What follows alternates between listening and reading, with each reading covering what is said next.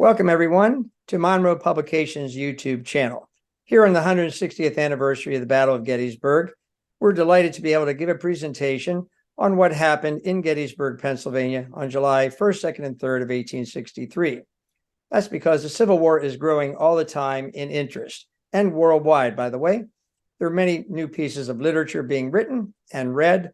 There are discussion groups that are increasing all the time, the Civil War in popular culture, and of course, visits to battlefields and other historic sites.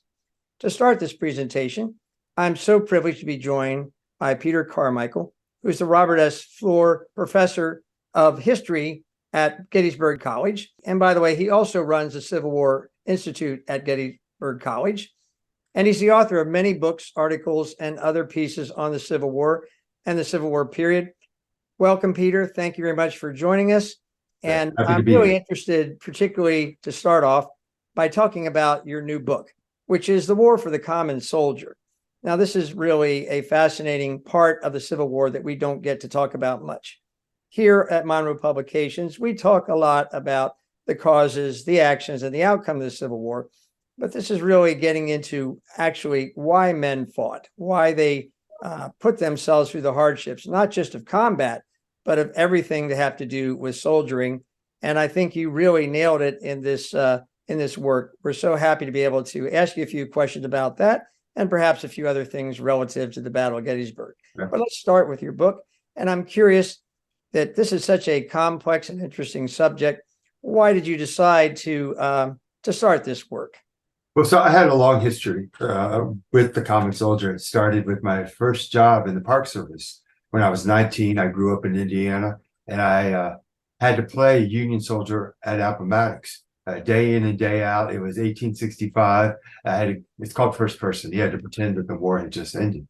So I was always interested in the soldier experience. I was interested in the things they carried. And my first two books related to the common soldier, but The War for the Common Soldier, published by University of North Carolina Press, that really came to me as an invitation from Gary Gallagher and Michael Parrish, two historians who are editors of the Littlefield series. Littlefield series is dedicated to big topics in the Civil War, soldiers being one of them. Carrie Janey at UVA, she wrote a book on Civil War memory. Earl Hess wrote a book on the war in the Western Theater. Liz Varon did a book on the coming of the war. George Rabel did one on Civil War religion. So the idea, Littlefield series was, hey, take everything that's been written about your topic, bring it together, and do something original. And that's a tough call, right? Especially because the literature on the common soldier is so vast, so rich. And so on the one hand, you're able to build upon the work of brilliant scholars, but then on the other hand, you got to find your place. You got to find that place to intervene. That was tough. And I eventually did it by asking the question, not what men thought, which interested me, but how they thought. And that question, how they thought, led me to see men on both sides as pragmatists. Pragmatism animates their lives in thought as well as in action. Now, you base this book primarily on a lot of case studies in all theaters, both officers and enlisted men, but primarily on enlisted men, using letters, diaries, perhaps hometown newspaper reports, and a whole lot of other elements to really get inside what made them tick, what drove them. And you came up with some very interesting conclusions. How did you like doing this idea through case studies and really getting a good analysis of what might have been going on with them? Yeah, so the case study approach, for your audience, it's like mini biographies of just ordinary folks. And the idea was to capture the totality of their experience. So many of people in your audience have probably read James McPherson or other scholars, and their approach is to take a substantial amount of research, letters, diaries, extract quotes from those, right? And then they would put in their analysis. And I don't think that really makes for the most compelling reading, but more importantly, I I think in a sense almost falsifies their experience. What I wanted to do was to show how these men's thoughts and actions evolved and changed over time, rather than just taking a quote after Gettysburg in which a Confederate soldier said, "Oh, I'm depressed and demoralized and I want to get home." And I want to know what that guy thought a month after that. Oh, and I also wanted to know what he thought a month before. And I also wanted to know what was going on with his family. And I wanted to know what was going on in his regiment. And I wanted to know what the papers he was reading. The totality of the experience, it brings a richness, a complexity to that storyline. And it kept me from ever concluding that this man was a common soldier. This man was a common soldier. I'm not looking for that. What I'm looking for is the range or diversity of experiences. So I've got men who are well-educated, who went to college. I've got men in my book who are illiterate and still have letters because they spoke their letters to other comrades. And so I found that in the end that I wanted to explain how men navigated and coped with war. And the stories are powerful. Not all of them end in a happy way. Some of them end very tragically. But what I was always drawn to was the perseverance to survive and to live out of a great love. For some, it was a love of just family. For some, it was a love of family and nation. What kept them going?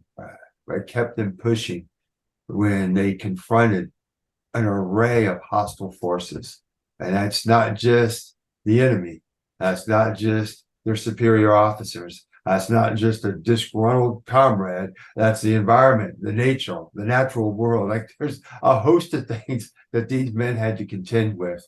And it's like, it's an odd thing to say. It's like collecting new friends. You get to know them so well. I just read a man who surfaces briefly in my book, Rush Caddy. We can get right to Gettysburg here. He's in the 97th New York. He graduated, he attended Hamilton College, joined in 1861, late 1861. He was a captain, fought at Oak Ridge. They repulsed Iverson's attack. That attack that was launched, around 1 o'clock in the afternoon, July 1st, roughly around that time, maybe a little bit later. When they repulsed the attack, the 97th made a counterattack and Rush was hit. He was then carried by his comrades to the seminary, where the seminary museum is today. He lingered, and in his initial telegram to his family back in New York, he was optimistic that he'd recover. Though he received a parole from the Confederates. And that parole allowed him, one, to keep, this guy had a virtual library with him. French books that were in Greek. So he was allowed to keep his books, but the parole stated explicitly that they weren't going to drag him back to Virginia because he didn't have a chance to live. I mean, that's what the parole basically stated. So he got this telegram off to his family. Then a few days later, he sent, or I should say, one of his comrades sent a telegram. And that telegram said that Rush's life had taken a turn for the worse. And that Rush said that they needed to come to Gettysburg as soon as possible. His mother arrived 2 days before he passed. And at his bedside in the seminary, it writes this beautiful, powerful letter about how she's going to lose her son. And that in his final moments, in which he was at times coherent and at other times his mind was drifting off somewhere else, he still was able to express his love for his family, his faith in God, his devotion to nation. It's a powerful story. I did all this just recently. I've been thinking more about Rush Caddy. So I'm writing a new book on Gettysburg, in fact. I'm in the midst of writing it because that's what we need is another book on Gettysburg. From you, of course. It's just going to follow 7 men, and Rush Caddy is one of them. So I've been digging deeper in Rush Caddy's life. And at Gettysburg College in 2013, a faculty member at the Music Conservatory, he wrote a piece, music as well as lyrics, the lyrics based on Rush's letters, as well as his mother's letter. And I've been working, and I got to YouTube. You can look it up. Just put in Rush Caddy, Gettysburg College Choir. I've never felt that kind of emotional connection to a historical actor, in that I felt how his loss was a great tragedy, not just to his family, but to the nation. He was a man of high principles. He was a man who was selfless. He was a man who could have done a lot of good in this world. But he reminds us, even in his last moments, that giving his life for the cause of union, that was a sacrifice that obviously was meaningful and, in his mind, necessary. So these stories are stories that I hope that the reader will see. If you come to a place like Gettysburg, we're all interested in the tactics. We're all interested in command decisions. But I hope we'll remind ourselves that these men had lives they carried with them, had issues that they were dealing with, problems, joys, and all of that. If we somehow disconnect from it, we then unfortunately turn Gettysburg into a chessboard that has no real feeling, it loses its deeper meaning. And so I hope that book does for folks is that it'll make them feel and see Gettysburg differently. Yes, and we'll certainly include that link to the choir performance on YouTube for our audience. Thank you for the recommendation.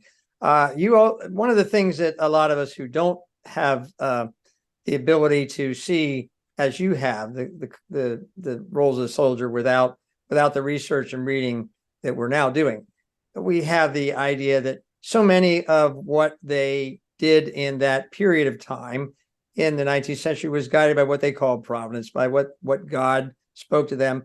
And you give an interesting story, a lot of stories, of course, in your book, but one interesting story of a Confederate soldier at Petersburg who was showing that the faith, while it may have been there, it varied, it fluctuated, the faith in God, along with other factors, going back again to the pragmatism, I believe. Could you enlighten us about his story? Absolutely. So that soldier's Alexander Keever. Has a series of letters that survived that he wrote from the trenches of Petersburg in 1865. In those letters to his wife, he is working through what options he has about whether he should desert or stay in the ranks. And he saw almost every day Confederate soldiers, comrades, rushing toward the Union picket lines, not attacking the enemy, but instead they had thrown down their guns and they were surrendering on purpose. He was, to some degree, almost inspired by that, but he also knew that that was a risk because Confederate pickets were supposed to shoot down these deserters. And as he discovered, a lot of these Confederate pickets, when they had their comrades racing in front of them, they suddenly started to shoot high.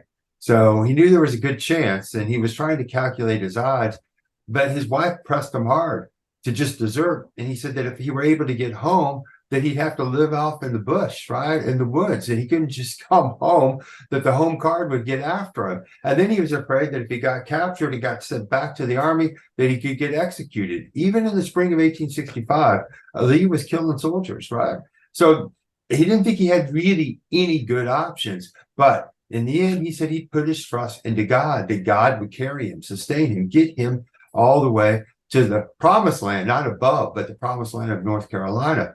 But he did not believe that God somehow would show him a clear way. So he had a faith in God, but he did not believe that God was truly going to intervene in his life.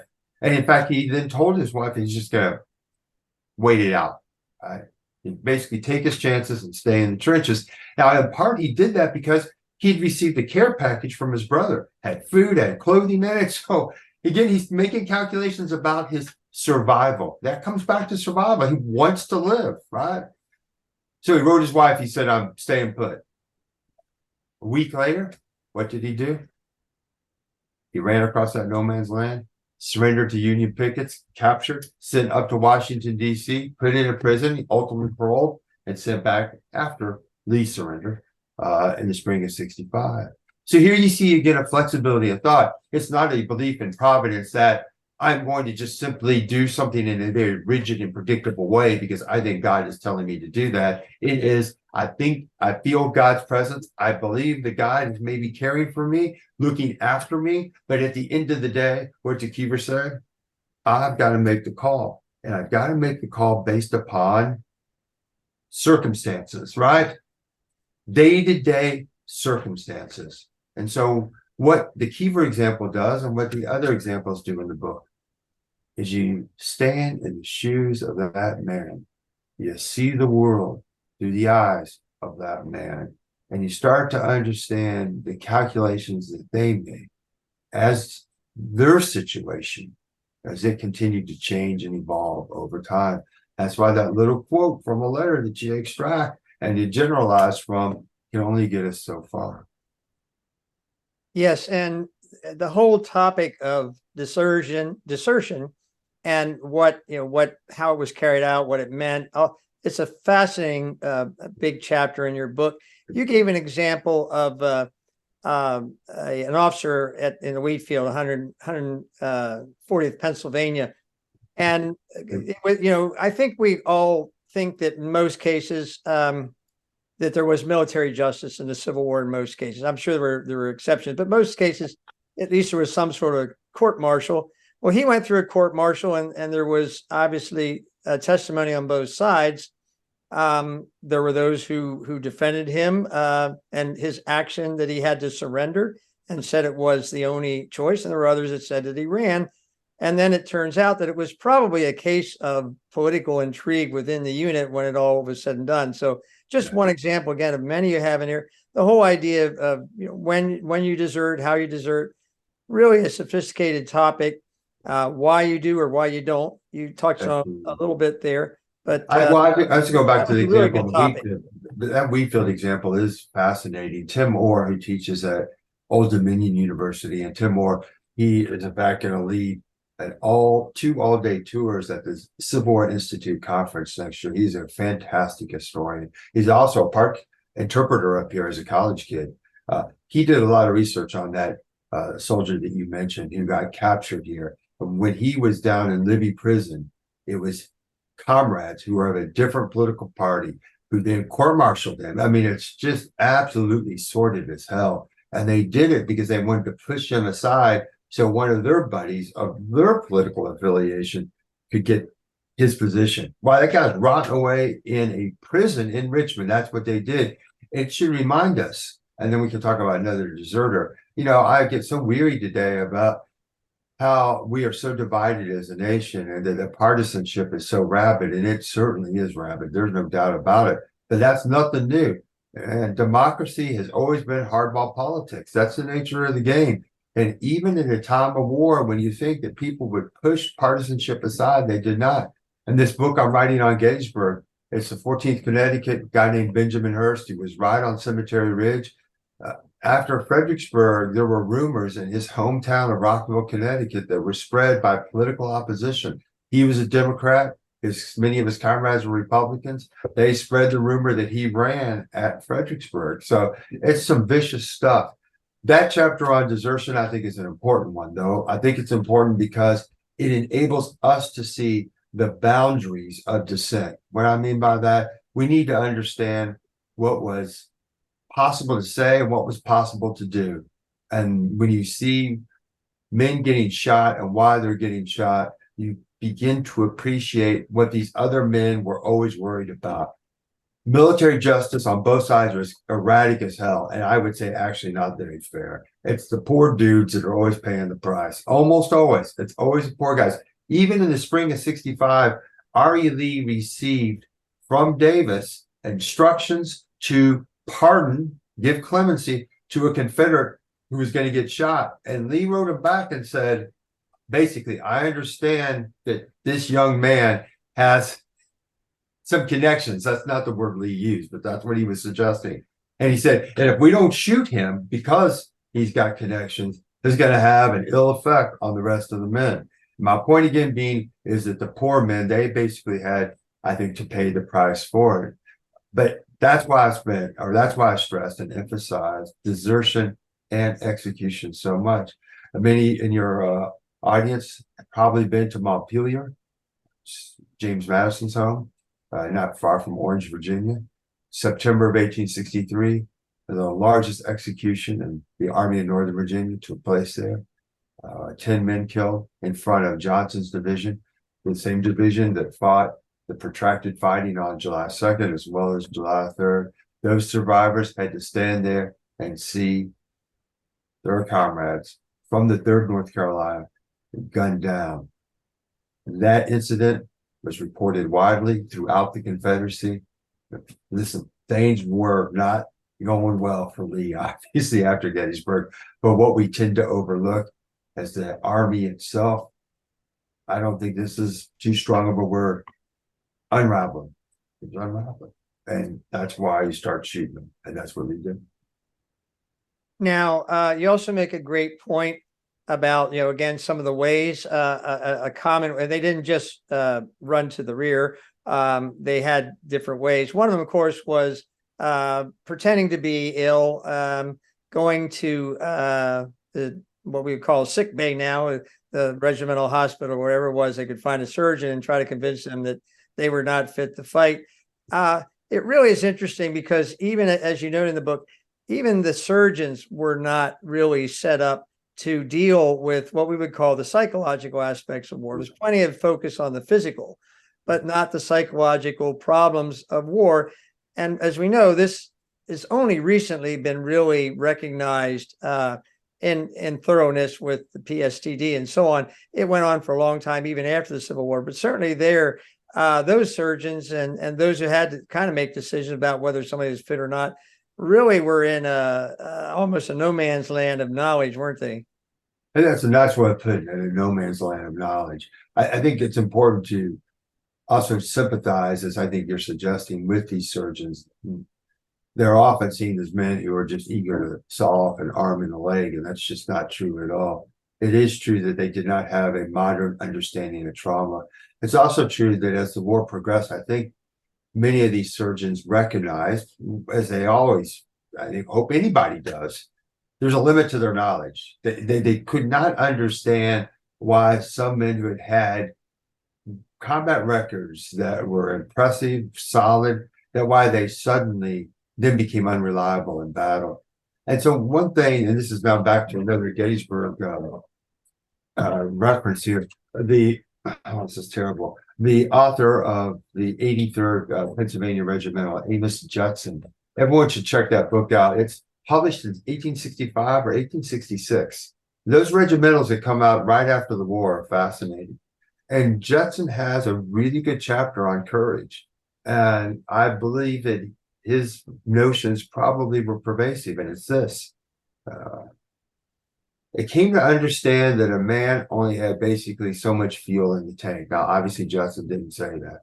But they came to see that in 1861, the idea that a man could withstand, the terror of battle, and that if he was unable to do so, regardless of how long the battle might endure, that was a sign of weakness. By 63, 64, there is an adjustment, I think, on both sides. And that's with the medical community as well. So that if you were to do your part, and that means if you're at the firing line for a reasonable amount of time and you slipped away and you had a record, though, of being visible, I think that probably was enough by 63, 64, 65. 61, you'd been seen as a coward. So there is an understanding, hey, we're missing something here. I think that there is a tendency, disposition amongst us to want to see, post-traumatic stress disorder with all soldiers. And that's just not the case. They were culturally wired to kill and to see men killed in a way that we certainly are today. I'm not suggesting that this did not have more than an adverse effect on them. Of course it did. And I'll make the very predictable point. Yes, war changes men. There's no doubt about that. But we need to be careful that the impact of Vietnam and our two wars in the Middle East, that has not led us to see all soldiers as victims. I think that that's an ahistorical conclusion about the Civil War. Absolutely ahistorical. There's the very good work that's out there that has explored the medical side and the confusion about the psychological and emotional distress and disorders caused by war. I'll leave you one thing here. I think it's in the book. There's a really good published like medical ledger from a hospital in Washington, D.C., in which the doctors talk to patients. I find this to be fascinating. And a single doctor asked any questions of the patients about what they had experienced on the battlefield. Never even occurred to them. What did you see? How do you feel? Not there. Not there.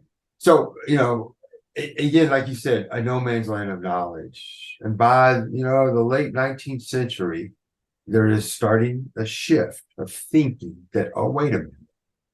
These men, veterans after the war, who have clear mental health issues, who are in asylums, or who are drunkards, or maybe addicted to morphine, right? By the late 19th century, there's a growing awareness, oh, wait a minute. There may be this way, not because they have a character flaw, not because they're unmanly, but because what happened to them in the war broke down their minds. That shift, it's gradual. I mean, my God, even in World War I, there's still a belief that, I forgot the name of the movie now. It's a wonderful movie in which British soldiers who lost their capacity to talk, right? That's a neurological issue caused by what we call, in a sense, I guess, shell shock. One physician would take these men, strap them to a chair. These are British soldiers, World War I, and they would take what it looks like a cattle prod, stick it down their throats, put it on their vocal cords, and turn up the voltage. And so they started speaking, right? So my point being is that still there was that Victorian notion, well into World War I, that if in fact you could not face the fire, if your body had given out, that you were less of a man, that you had some kind of character flaw. Well, every chapter of the book is loaded with these case studies with interesting information, things that I didn't know about before, and I'm anxious to learn. And I think our audience will be too. We'll definitely be recommending all of the Littlefield series as we can, and hopefully people will avail themselves to it and make use of it, starting with The War for the Common Soldier. You said one more book about Gettysburg, and I said, of course, by you. You are at the center. You are at Gettysburg College. You are at the center of everything. And if there's anybody who knows Gettysburg as well as you, I don't know who that is. Tell me, the fascination continues. And tell me a little bit about what you're seeing every day, the interest in the battle, the interest in the Civil War, outgrowing from people who come to Gettysburg who are, for whatever reason, and who really want to learn more about what happened. Right. Well, first of all, I'm glad that you're framed it that way, because I'm weary of people who are so cynical and negative about where that enthusiasm has suddenly dried up, and it has not. And I want to also make a plug for my students. I have wonderful kids at Gettysburg College. We have an internship program. We place between 20 and 30 students every summer to honor Brian Pohanka. Brian Pohanka was a Civil War historian of note. He was a public historian. He tragically died of cancer. His family and the Pohanka Foundation, they have, because of their generosity, made it possible for us to get all these kids. I have kids who are working all the way out of Little Bighorn, Chickamauga, Vicksburg, Antietam, Gettysburg. They're out there, and it's a wonderful thing to see. Here in Gettysburg, again, you just can't help but to be amazed by what this place does. It is so compelling. It's so evocative. And we see it. I see it just out on the battlefield. And I'm telling you something, it never, ever, ever gets old. I thought it would. I thought that this place would wear on me after a while. And I'll just give you a quick example. Harold Holzer, who is a very famous Lincoln scholar, he brought some students from Hunter College in New York City. This group of students was the most diverse in terms of racial and social background that I have ever had on the battlefield, ever. Most of these kids, almost all from first generation, many of these kids, of the 20 kids, 16 of them had never been outside New York City except on the flight or the boat to come over to this country. These are kids who believe in the promise of America. These are kids who were excited to come to Gettysburg. These are kids who wanted to know about the Gettysburg Address. They wanted to know about the battlefield. I wished I could have that experience every year, right? I mean, it was overwhelming to me. And to see again that initial contact with this historical landscape, man, we all remember it. What's the first time you came to Gettysburg? What was your first trip? How old were you? Three years old to go to All Denver. Yes. I bet you have a little memory of that, maybe. What's your first trip? Yeah, absolutely. That was the start of a lifelong passion. Yeah. Yeah, this place is remarkable. And I live right next to the battlefield, and I was on giving a bus tour for the Civil War Institute conference, which we do second weekend in June. We get a wonderful group of people here. I hope you'll be able to come to it at some point. And we're on the bus, and we drove by my house, which is pretty close to McPherson's Woods on the first day battlefield. And somebody said, "How do you ever get a break from the Civil War?" And my daughter, who is 17, was right next to me. I handed her the mic. I said, "The question is, does Pete Carmichael ever get a break from the Civil War?" And my daughter said, "He never does." And I took the mic and I said, "I'm absolutely okay with that." Makes me maybe kind of a boring, dull person. I'm fairly narrow. But it's a dream. You can only imagine. I came here as a kid when I was 6. Chickamauga was my first at 3. I was 3. I don't remember that. There's some pictures of me. That was my first. But I can't believe I'm here. I'm so blessed. I've had so many people in my life, professors and family members, who've all been so supportive. And now I've got great colleagues and wonderful students. And so I appreciate you framing that question the way you did, because it's why I love the Institute. I come away from that energized because, and there are a lot of good, decent people out here. And when they come together and they can talk in a passionate, thoughtful way about a contentious subject like the Civil War, man, it makes you feel good about things. And it's a great place. It does indeed. And it is a well-rounded experience. There is something for everybody, clearly. Sure. Can't thank you enough for joining us today. I know the audience will be very interested in this. We'll put some links down below to help them go ahead, including for the Civil War Institute in 2024, which 2024. I'll start mapping out on my schedule too. So we'd love to have you out here as well. And we have, and I should note, on July 3rd, I am giving a talk for the National Park Service at the Virginia Monument at 10:30. And that talk is going to be on something different.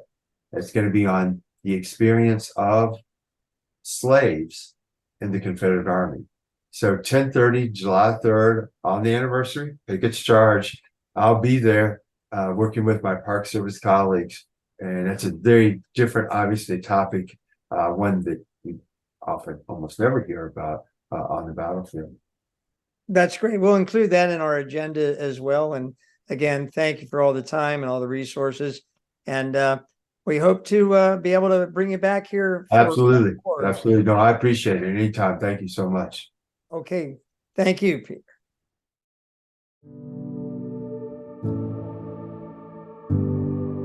At Monroe Publications, we like to say history is an open browser window. Open monroepublications.com in your browser and explore our many excellent history offerings for all media. This month, featuring the award-winning Smithsonian's Great Battles of the Civil War complete DVD set at a special price. Monroe Publications, history, nostalgia, entertainment. Hi, I'm Dana Lombardy, and I'm on the battlefield here in Gettysburg, Pennsylvania, where the first day's action happened. The hill we're standing on overlooks where the Federal or Union troops were deployed, and the reason we're here is to explain some of the interesting things that happened at the battle that are not as well known as some people who have read about the battle have found out. And that's what we're here to discover today. The most important thing is not just the action, not just the fighting, but also, very importantly, how the opposing armies were organized and how that affected what happened today and the next 3 days here at Gettysburg. So around 7:30 in the morning of July 1st, Henry Heath's division, Confederate division, came up this way to reach Gettysburg, and he was opposed by John Buford's 2 cavalry brigades of Union troopers who dismounted in order to delay the Confederates, in order to make them deploy and move forward. He was trying to buy time for the Union Corps of John Reynolds to arrive and replace the cavalry troopers who were obviously badly outnumbered, and they could not stand against that much infantry for long. And the battle was begun in earnest. So I'm standing by one of the guns that represents where Thomas Carter's artillery battalion on the Confederate side deployed and was able to enfilade, fire into the flank of the Union forces that were in front of it. That was part of Robert Rhodes's division of Confederate infantry that had advanced to this point by the late afternoon of the first day. And what's important is not just how many battalions there were, but also how they were organized. And in that sense, the two armies were very different. And I'll explain how that was and how it led to the Confederates being able to be more aggressive, and also how they were able to win on the first day here at Gettysburg. There was one final push by the Confederates around 4 p.m. when the Union forces here were pushed back off of the ridge in retreat, disorganized, through the town of Gettysburg onto Cemetery Ridge behind it. And it was at this point that Lee was going to make a decision about how to take advantage of the Union forces now that they were disorganized, lost their cohesion, and were vulnerable to one last hit. Although both sides had the same number of corps here on the first day, 2 corps per side, and each of those corps had 3 divisions, or 6 divisions total, when you look deeper and you see how they were organized, then that's when you really notice the differences between the Confederate and the Union forces on the first day. If you look at the brigades within those 6 divisions, the Confederates had 26 brigades against 13 brigades on the Union side. That's a 2-to-1 advantage. Why is that important? Because everything I'm going to tell you from this point has to do with what are maneuver elements, what maneuver units. In other words, what are the forces the division commanders and corps commander had in order to deploy against the enemy. And if you have more than he does, that means you can overlap their flanks, it means you can bring in reinforcements, you'll have fresh troops, and the other side is fighting at a disadvantage. This advantage that Robert E. Lee had in the 2 corps that were on the battlefield here on the first day gave him 25,000 men against the 20,000 on the Union side. That's a 25% superiority in numbers over the Union side, but it's the number of cannon that are particularly telling, where 2.5 times the number of Confederate guns were present against the Union guns. What this did is it enabled Lee's forces, his corps, to be more aggressive because they had more troops, more cannon, and they were able to deploy them more quickly than the Union side. This is something that happened in several battles, but particularly is notable on the first day here at Gettysburg. One of the most important things that happened on the first day at Gettysburg was the Confederate attempt and failure to take Culp's Hill, which was located directly behind Cemetery Hill and Cemetery Ridge, where the retreating Federal troops were trying to form after desperately being thrown off of northern ridges. So if the Confederates had such a tremendous advantage in infantry and especially in cannon, why didn't they just sweep the Union off of McPherson's Ridge and Oak Ridge and the railroad cut and north of Gettysburg right away? And there's 2 reasons for that. The first is that the 2 commanders of the Confederate Corps involved, A.P. Hill and Richard Ewell, this is the first time they'd ever commanded a corps. And Ewell, although he was the senior commander on the field at the time, really didn't take charge. In fact, it wasn't until Robert E. Lee arrived at 2 p.m. that afternoon that things got organized for the Confederate assault and the Confederate attacks. Lee was able to coordinate the Confederate assaults so that they swept the Yankees off of the northern ridges and from north of Gettysburg. But they didn't do that until almost the end of the day because Lee arrived late, of course, and it took time to organize those forces. So organizationally, the Confederates had an advantage, but they just weren't able to use it effectively until Lee arrived. It was an honor and a privilege to work with historian Jay Wertz on this Civil War video. Jay's company, Monroe Publications, is offering my Civil War map book called Grant Rising at a special sales price. Grant Rising is about U.S. Grant's first campaigns in the Western Theater and includes color maps and color orders of battle for Fort Donelson and Shiloh and much more. Please visit Monroe's website for more details. Thank you.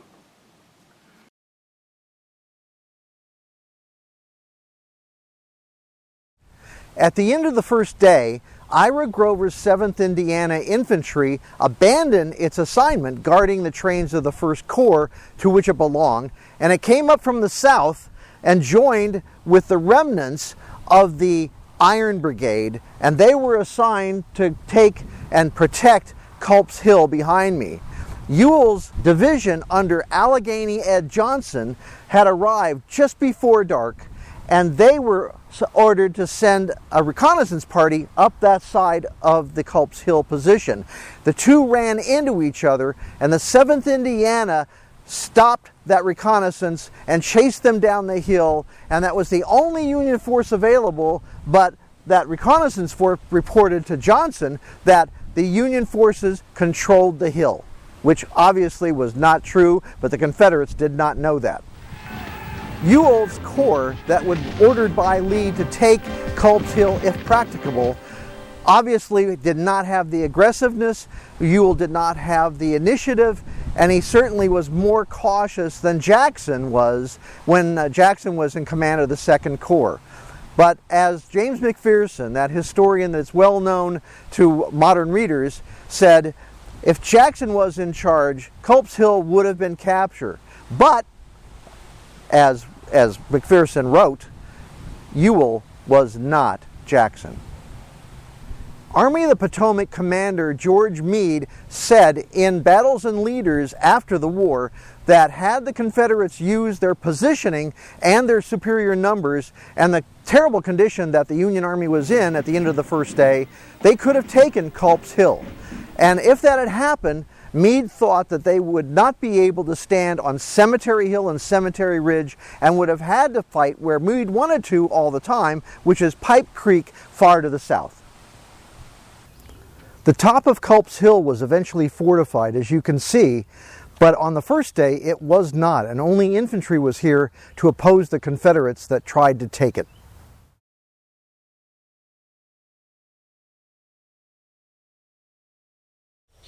During the Civil War, the first military intelligence that was employed by the Federal or Union forces was hired by George McClellan, who was the first commander of the Army of the Potomac.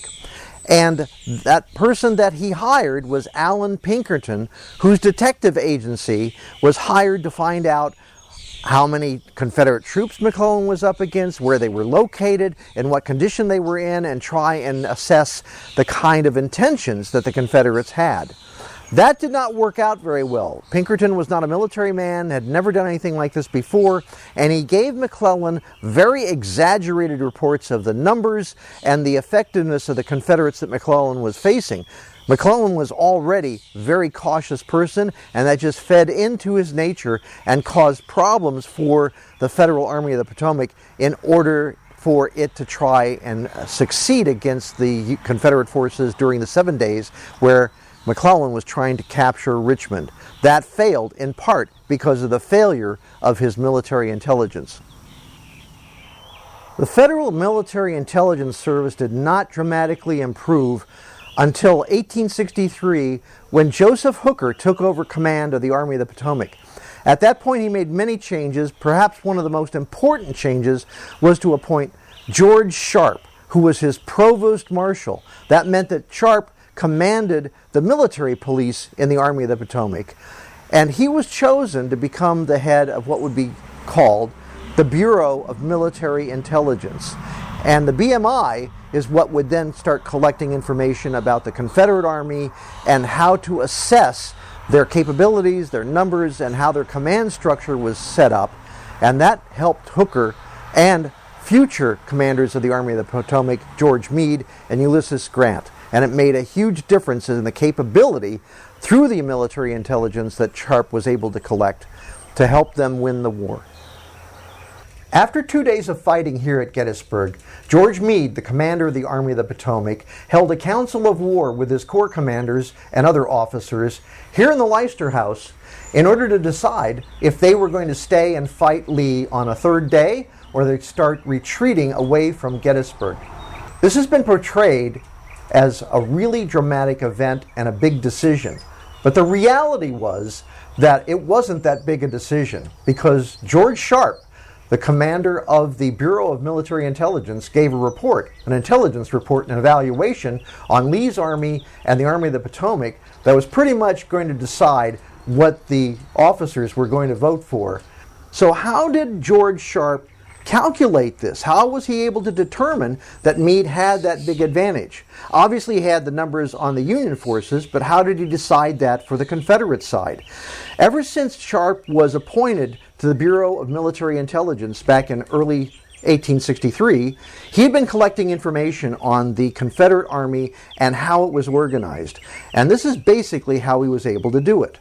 Every prisoner that was captured by the Union forces in the first 2 days at Gettysburg was identified by the unit, the regiment that it belonged to.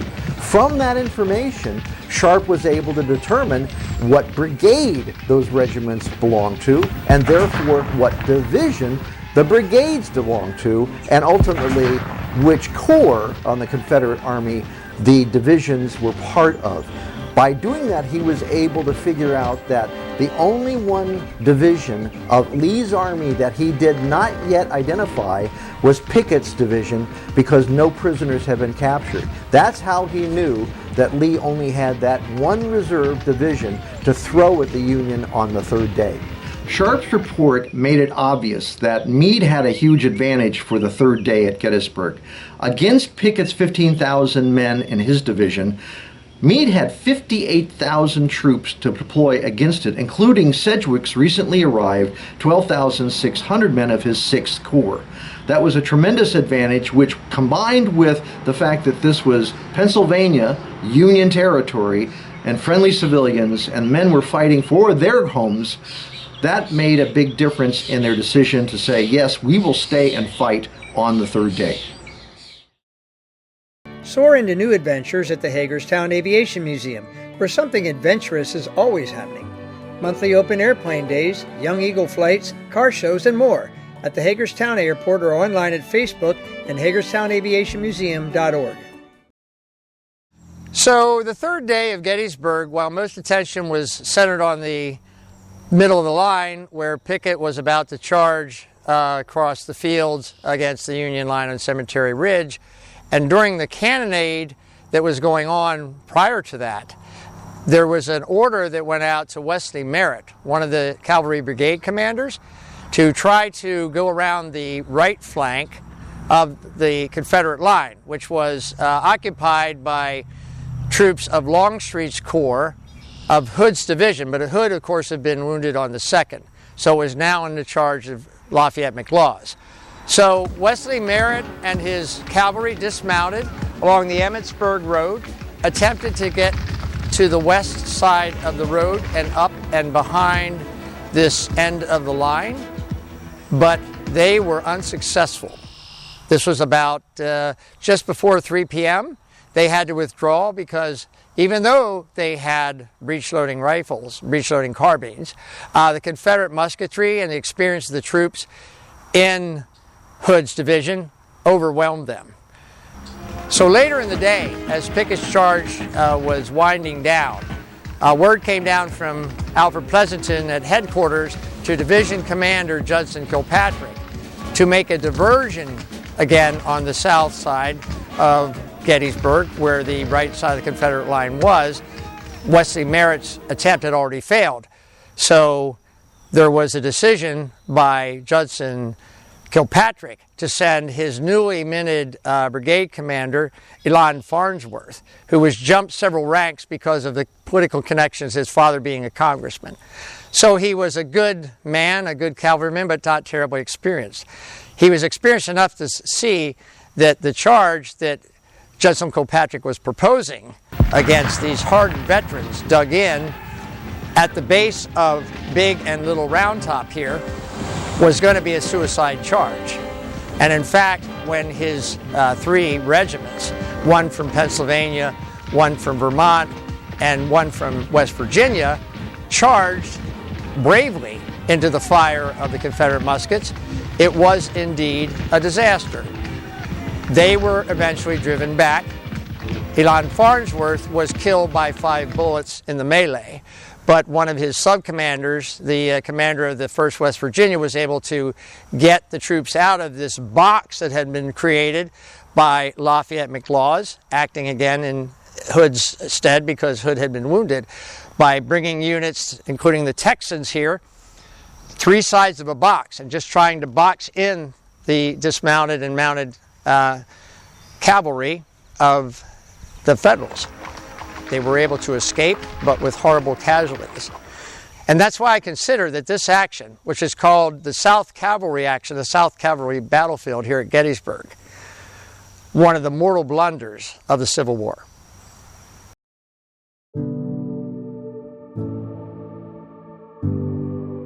At Monroe Publications, we like to say history is an open browser window. Open monroepublications.com in your browser and explore our many excellent history offerings for all media. This month, featuring The Unfinished Work, a cavalryman's struggle between romance and duty during the Gettysburg Campaign. Monroe Publications, history, nostalgia, entertainment.